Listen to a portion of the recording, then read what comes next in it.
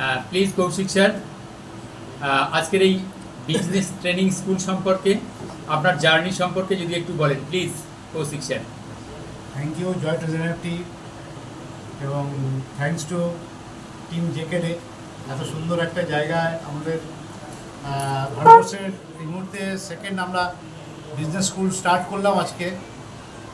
যুগল স্যার, যুগল কিশোর দাস স্যার এবং তার টিমকে অনেক অনেক ধন্যবাদ।